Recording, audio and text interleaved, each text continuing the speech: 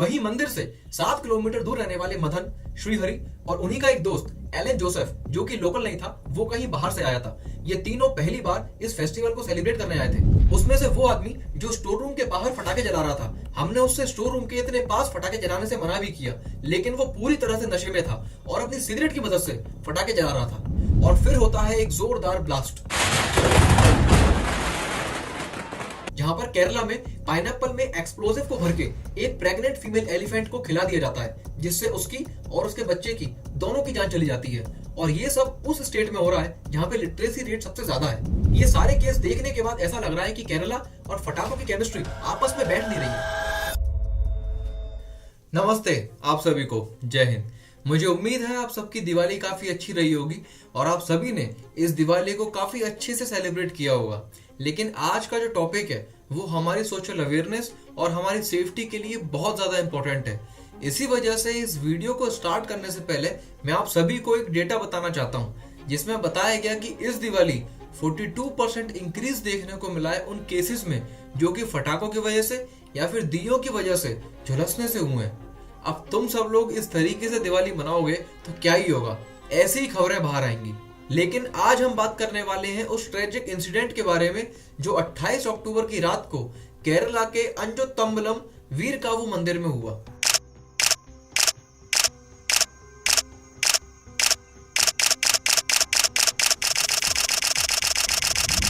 अब होता यह है कि 28 अक्टूबर को इस मंदिर में चहल पहल स्टार्ट हो जाती है, क्योंकि यहाँ पर कालियट्टम फेस्टिवल को सेलिब्रेट किया जाना था।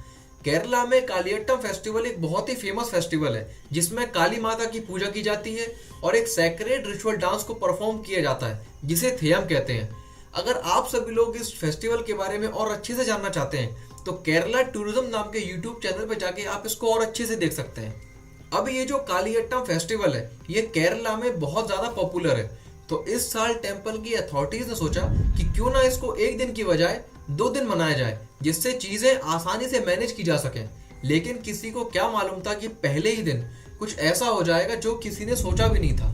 अब जो भी लोग कालियट्टम फेस्टिवल को सेलिब्रेट करने आते हैं वो मंदिर परिसर में इकट्ठा होना शुरू हो जाते हैं। वही मंदिर के पास एक स्टोर रूम बना है। इस स्टोर रूम को आप लोग याद रखना, क्योंकि ये वही जगह है जहाँ पे कुछ समय के बाद एक बहुत बड़ा ब्लास्ट होने वाला था।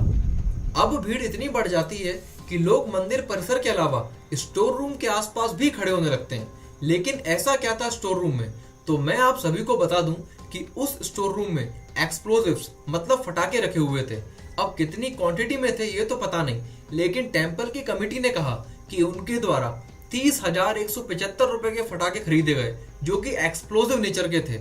मतलब वो फुलझड़ी वाले फटाके नहीं थे, वो फटने वाले फटाके थे। और उन सभी फटाकों को उसी स्टोर रूम में भरा गया था, जहां पर बहुत ज्यादा हाई वेंटिलेशन था और फटाकों को बिना किसी प्रिकॉशन के सिर्फ स्टोर कर दिया गया था। अब होता यह है कि फेस्टिवल को स्टार्ट करने से पहले कुछ फटाकों को जलाया जाता है, जो कि एक सिंबल होता है कि अब फेस्टिवल को सेलिब्रेट किया जाएगा। वही मंदिर से 7 किलोमीटर दूर रहने वाले मदन, श्रीहरि और उन्हीं का एक दोस्त एलन जोसेफ, जो कि लोकल नहीं था, वो कहीं बाहर से आया था। ये तीनों पहली बार इस फेस्टिवल को सेलिब्रेट करने आए थे और जैसे ही ये मंदिर में पहुंचते हैं ये देखते हैं कि स्टोर रूम के बाहर 2 लोग फटाके जला रहे हैं, जिसमें से एक आदमी फटाके जला रहा है और दूसरा आदमी स्टोर रूम से फटाकों को बाहर रख रहा है। उसमें से वो आदमी जो स्टोर रूम के बाहर फटाके जला रहा था, हमने उससे स्टोर रूम के इतने पास फटाके जलाने से मना भी किया, लेकिन वो पूरी तरह से नशे में था और अपनी सिगरेट की मदद से फटाके जला रहा था। इसी लापरवाही की वजह से स्टोर रूम में आग लग जाती है, जहां पर पहले ही एक्सप्लोजिव्स भरे हुए हैं। और फिर होता है एक जोरदार ब्लास्ट।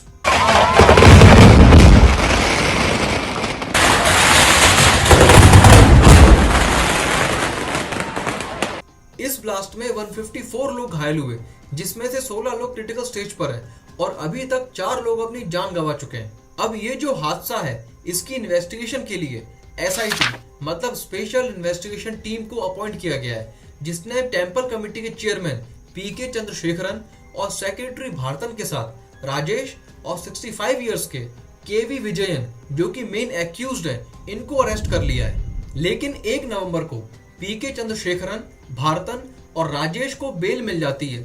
अब ये बेल इतनी जल्दी कैसे मिली ये अपने आप में एक सवाल का विषय है, क्योंकि ये टेम्पल अथॉरिटीज के लोग हैं और ये बोल रहे हैं कि हमें नहीं पता कि स्टोर रूम में एक्सप्लोजिव्स कहाँ से आए।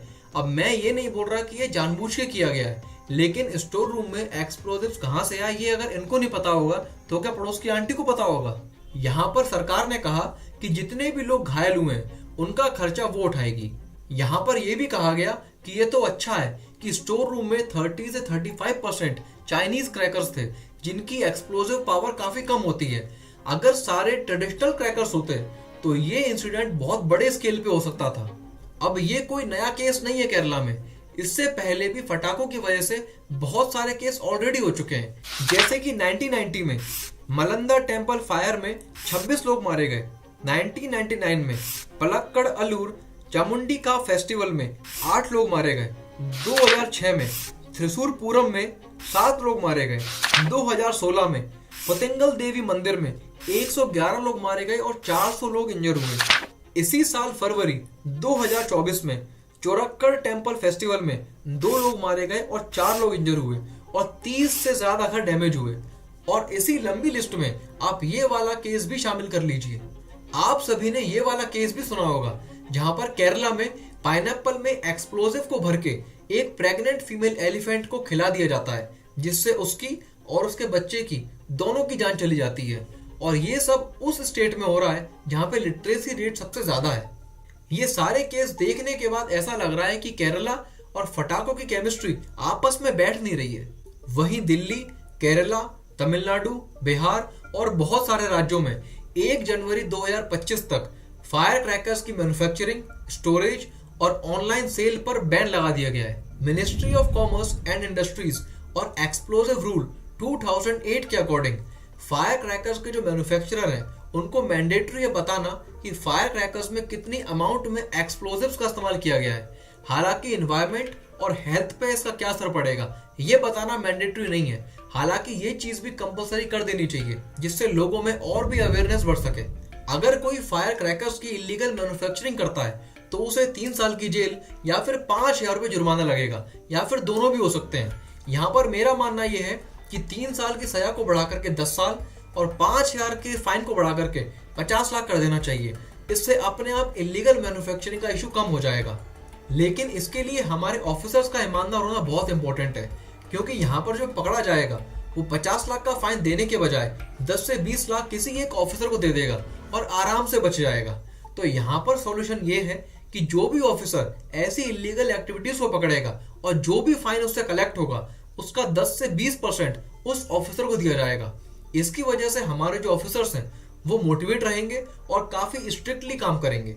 यहाँ पर भारत सरकार को ग्रीन क्रैकर्स के प्रमोशन और अवेयरनेस पे काम करने की जरूरत है, लेकिन हमारी सरकार वैसे ही इतने प्रेशर में है तो क्यों ना मैं ही इस काम को कर दूं। ग्रीन क्रैकर्स में जो केमिकल्स का यूज होता है वो लेस डेंजरस और लेस हार्मफुल होते हैं हमारे नॉर्मल पटाखों से, और उनमें जो केमिकल फॉर्मुलेशन का इस्तेमाल होता है उससे वाटर मॉलिक्यूल्स बनते हैं जो डस्ट को एब्जॉर्ब करते हैं।